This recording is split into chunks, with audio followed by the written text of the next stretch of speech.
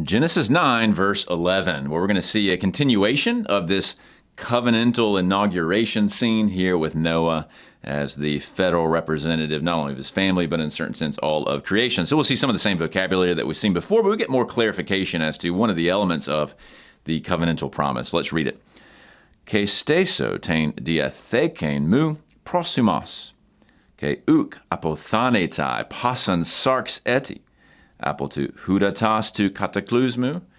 Ke uk estai eti cataclysmas hudatas to kataptherai pasanten gain.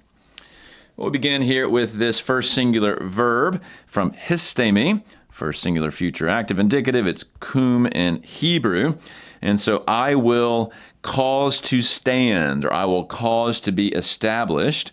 Now, if you recall, a couple of videos ago in Genesis 9, 8 through 9, I gave you a little study of some of the covenantal establishment vocabulary, not only in Genesis 9 here, but in later passages where you have like the Abrahamic covenant, that kind of thing. So you can go take a look at that. I won't review it here, but we see the kum in the Hebrew, but it's kind of interesting its use of histemi here.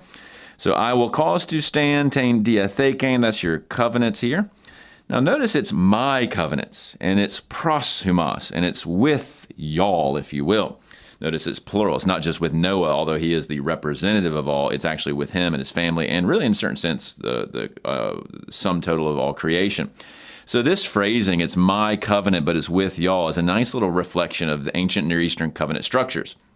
In the ancient Near Eastern world, when you have these covenants, you have the suzerain, so that's going to be God here. It's his covenant. He's the one who is starting it. It's monergistic. It's from his perspective. He's initiating it.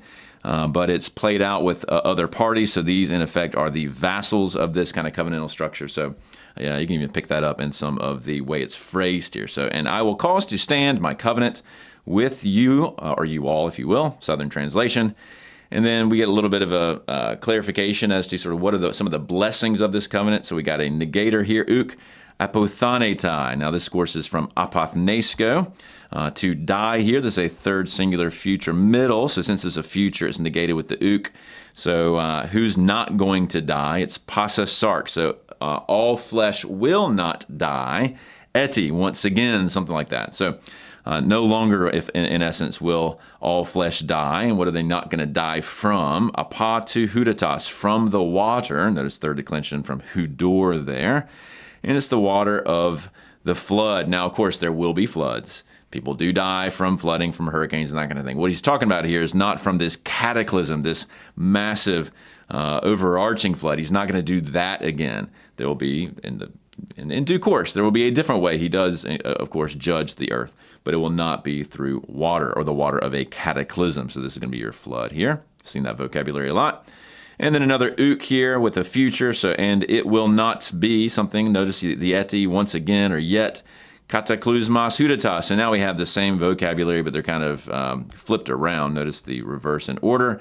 So there will not again be a cataclysmic flood of water. That's just reiterating the point they made here. There's some parallelism.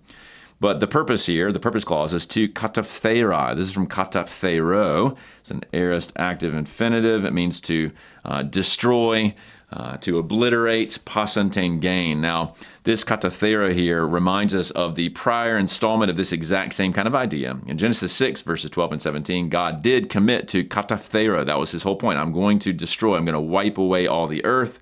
Now he is on the other side of having done that, having brought redemption for Noah and his family, his wrath having been satisfied, but also realizing, as we've seen, that man's heart's not going to change through this kind of judgment. Some other approach is going to be brought into play.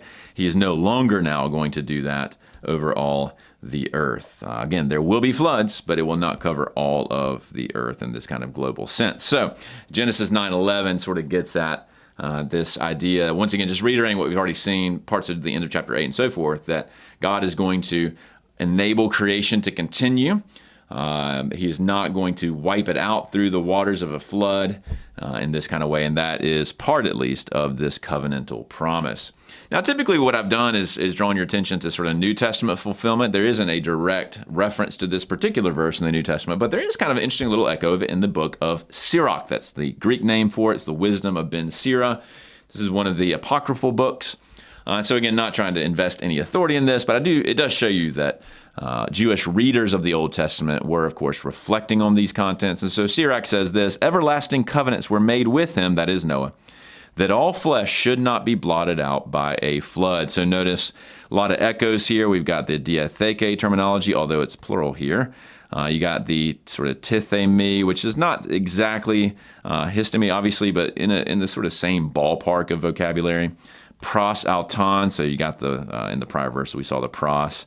Instead of kata thera, you have exalepho, but again, similar kind of word, that's the wipe out. And then you got the cataclysmos, the flood here, and then passus sarx here. So clearly Ben Sira has reflected on Genesis 9:11 and said, hey, look, this covenant with Noah means that God is not going to blot out all flesh by a flood. And so that's consistent with the promise that God does make. So it's just an interesting little window into later Jewish interpretations. That's Genesis 9:11.